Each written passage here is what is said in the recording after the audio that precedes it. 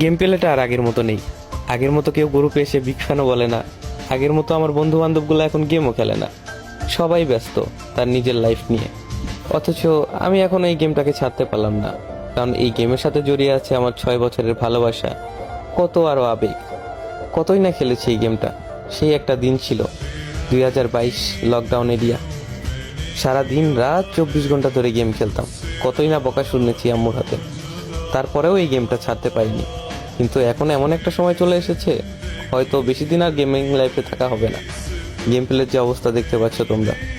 আগে যেখানে 6টা প্লেয়ারে ইজিলি মাইরা দিতে পারতাম, এখন 4টার মাঝখানে ঢুকে একটারে মারতে কষ্ট হয়ে যায়।